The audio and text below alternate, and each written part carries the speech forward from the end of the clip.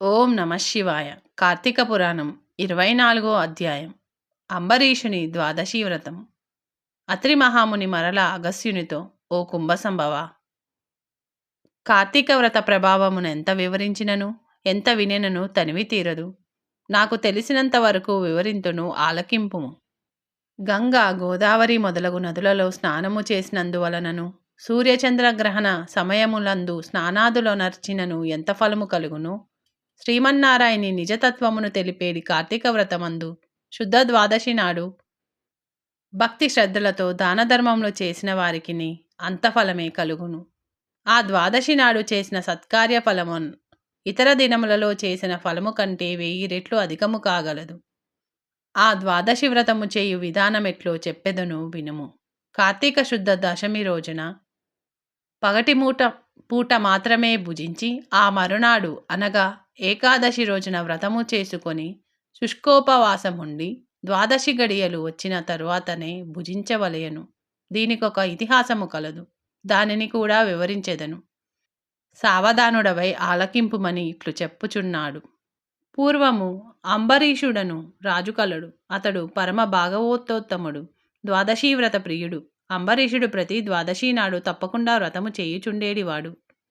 ఒక ద్వాదశి నాడు ద్వాదశి గడియలు స్వల్పముగా నుండెను. అందుచే ఆ రోజు పెందలకడనే వ్రతము ముగించి బ్రాహ్మణ సమారాధన చేయదలచి సిద్ధముగా నుండెను. అదే సమయమునకు అచటకు కోప స్వభావమును కలవాడు దుర్వాసుడు వచ్చెను. అంబరీషుడు ఆ మునిని గౌరవించి ద్వాదశి గడియలలో పారాయణము చెయ్యవలయునుగాక తొందరగా స్నానమునకేగి రమ్మనమని కోరెను. దుర్వాసుడందులకు అంగీకరించి సమీపమున గల నదికి స్నానమునకై వెళ్ళెడెను. అంబరీషుడు ఎంతసేపు వేచియున్నను దుర్వాసుడు రాలేదు. ద్వాదశి గడియలు దాటిపోవుచున్నవి. అందుచేత అంబరీషుడు తనలో తానిట్లనుకొనెను, ఇంటికొచ్చిన దుర్వాసుని భోజనమునకు రమ్మంటిని. ఆ మునికి నదికి స్నానమునకు వెళ్ళి ఎంతవరకు రాలేదు. బ్రాహ్మణునకు ఆతిథ్యమిద్దునని మాట ఇచ్చి భోజనం పెట్టకపోవుట మహాపాపము. అది గృహస్థునకు ధర్మము కాదు. ఆయన వచ్చు వరకు ఆగితెన ద్వాదశి గడియలు దాటిపోవును, వ్రతభంగమగును. ఈ ముని మహా కోప స్వభావము గలవాడు. ఆయన రాకుండగా నేను భుజించినను నన్ను శపించును. నాకేమీయూ తోచకున్నది. బ్రాహ్మణ భోజనం అతిక్రమించరాదు. ద్వాదశి గడియలు మించిపోకూడదు.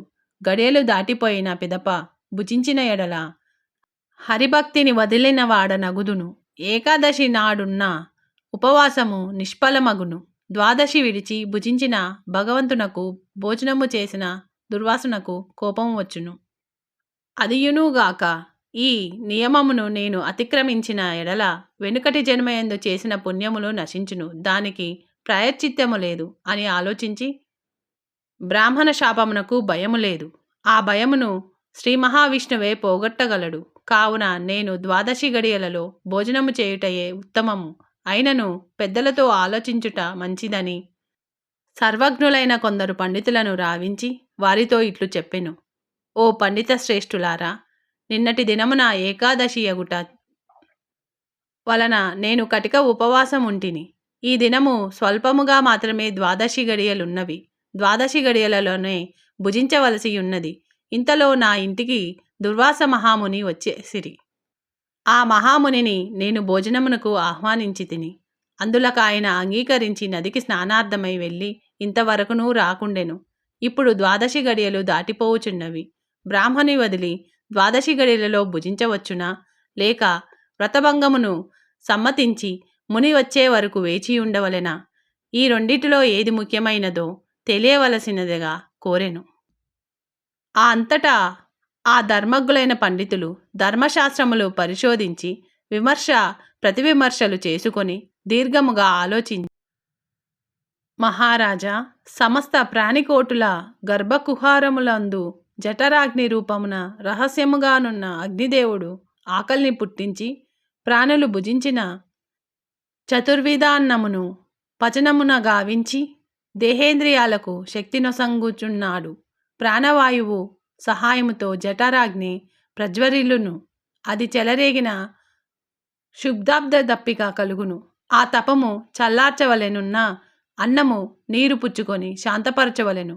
శరీరమునకు శక్త కలుగుచేయువాడు అగ్నిదేవుడు. దేవతలందరికంటే అధికుడై దేవపూజ్యుడైనాడు. ఆ అగ్నిదేవుని అందరూ సదా పూజించవలెను. గృహస్థు ఇంటికి వచ్చి అతిథి కళజాతివాడనైనను భోజనమీడునని చెప్పి వానికి పెట్టకుండా తినరాదు. అందులోనూ వేదాంగ విద్యా విశారుడను మహా తపశ్శాలియు సదాచార సంపన్నుడను అయిన దుర్వాస మహామునిని భోజనమునకు పిలిచి వానికి పెట్టకుండా తాను భుజించిన వలన మహాపాపము కలుగును. అందువలన అయుక్షీణము కలుగును. దుర్వాసునంతటి వానిని అవమానమొనర్చిన పాపము సంప్రాప్తమగును అని విశదీకరించిరి. 24వ రోజు పారాయణం సమాప్తం. ఓం నమః శివాయ.